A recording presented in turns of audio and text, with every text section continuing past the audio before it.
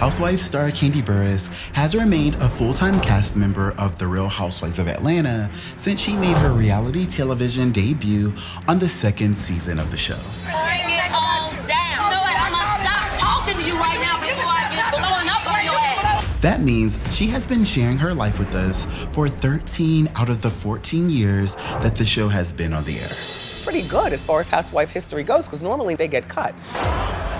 Is that a ooh, or am I just stating a fact? And now, after all this time, it's starting to look like some fans of the show, and maybe even some of the people at the network, have had enough. Wow, Kandi, good night. This is your last season, sorry. Ooh! I don't know if she did enough this season. Woo, Casey! Kandi, good night. This is your last season. Sorry. You can stop saying that shit. I know that.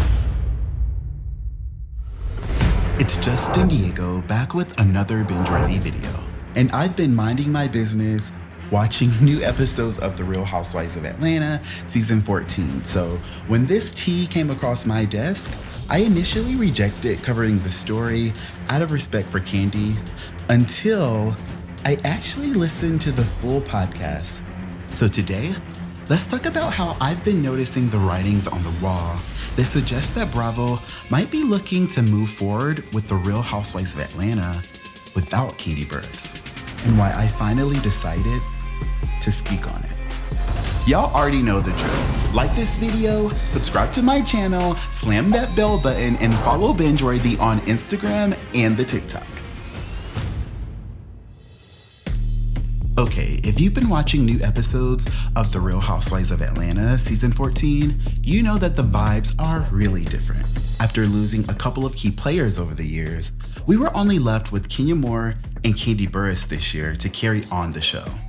And while each of the ladies have been holding it down, by now, we all know that we can look forward to the reunion at the end of the season to really figure out who the network has found to be the show's heavy hitters. Yes, I'm talking about the reunion seating chart this year, and that's where things get really interesting. The other day, former RHOA super producer Carlos King had the girls shook when he and his guest, Kate Casey, started spilling the tea about the seating chart for this season's reunion that was filmed in New York City. So here's the exclusive news that allegedly has taken place. Sheree is sitting next to Andy, and so is Marlo. Huh. Allegedly, next to Marlo is Drew and Sonya. Oh, okay. And next to Sheree is Kenya and Kandi. Wow, Kandi, good night. This is your last season, sorry. Ooh!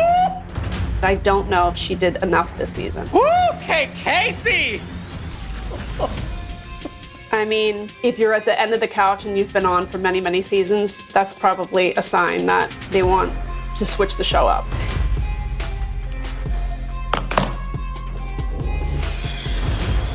Y'all, this was too much for me, but I at least wanted to hear them out. at least wanted to. I at least wanted to hear them out because I wanted the tea. Listen, it's no disrespect to the individual cast member, but there comes a point where I think the audience and the producers and the network have to say to themselves, the story has been told. Now listen, Team Kandi. In order for us to be able to talk about this, we really gotta be mature. We really gotta get our feelings, in check. And we really gotta talk about this kind of like commentators do at sports. Like when they do it, it's really no disrespect, and there's no disrespect here.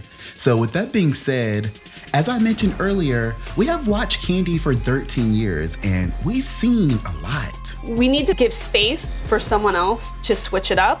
After that, they went on to have discussions about how Kandi should naturally be in her worldwide era and how she should already be looking to move on to her next chapter without the show. Do y'all remember when it used to be a big deal when our girls started getting invited to have a seat at the table on Broadway, Dancing with the Stars, and all of those other huge opportunities that were usually reserved for Hollywood's elite? And now, thanks to people like Kandi, our girls are the motherfucking table, bitch. Black women. And I also think she should be at a point, if I'm her agent, I'm like, I think that we've done enough here, right? And there's so many opportunities that she can get beyond the show and deserves to have beyond the show. I think that there's a point where you gotta close the chapter. Things got really interesting when Carlos actually chimed in himself. I never looked at it that way, but I have to say you may be onto something. And it was nice to hear him give Kandi her props. Unlike Marlo, I don't think Kandi is only Atlanta. I do think she's worldwide. He also feels like Kandi should make this her last season on Real Housewives of Atlanta. And I never thought I would say this, Kate.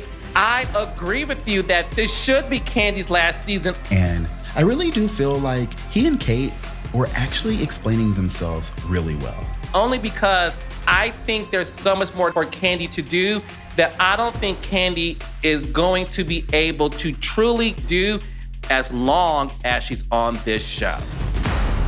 Ciao. Be sure to check out full episodes of the Reality with the King podcast because the conversations are so binge-worthy. My God, can't take my eye off you. Can't take my eye off you. Fans of the show have had a lot to say about this, with nearly half the people agreeing with Carlos and saying that it's time for Kandi to bow out gracefully. And the other half are explaining exactly why Kandi needs to stay. With one Housewives fan chiming in saying, "This was a nice Wednesday Bible study moment. I think that we all needed ! You have to know when to move on." And Lisa was feeling some type of way responding, "I do believe Kandi should leave.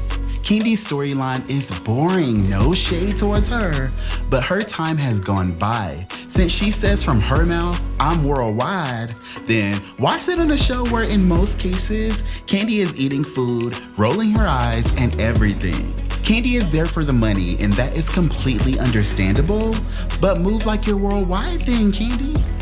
With one fan coming to the Housewives Stars' defense, saying, "Kandi don't need to go nowhere. Y'all always want people to move on. Kandi been on tour, Broadway, TV shows, etc., etc. She's proof that it could all be done, ! So we want her to keep doing what she's been doing, ! It's working, !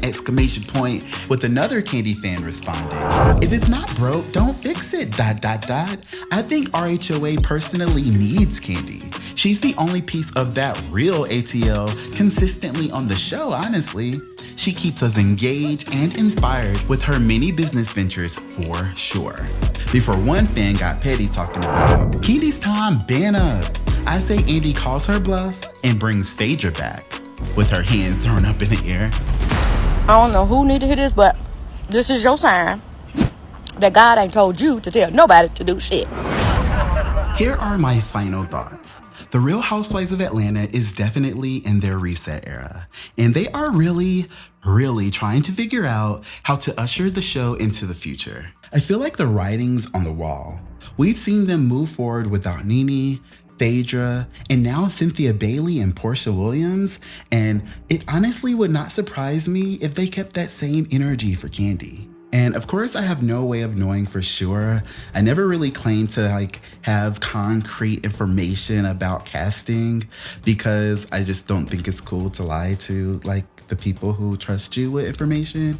But I have been pretty accurate at predicting what I think they're gonna do with casting decisions for future seasons. Just think about that.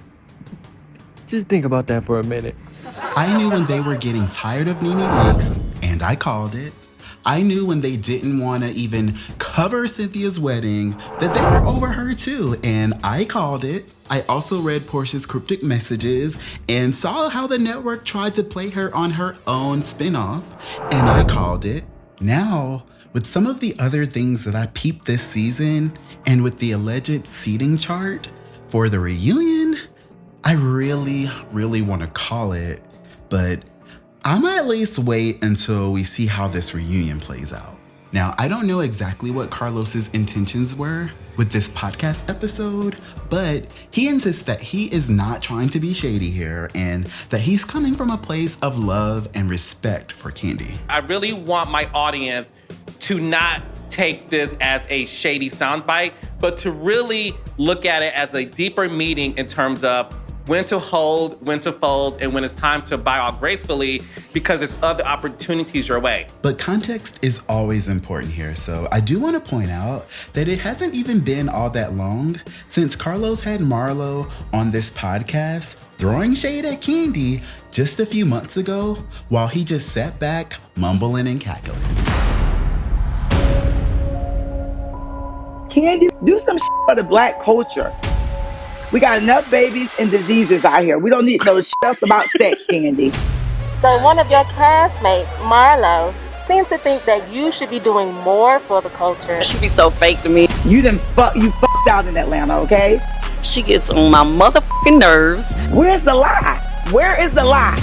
I'm tired of her bullshit. Whatever I'm saying, point out the lie and then call me a liar. She's fake as f***.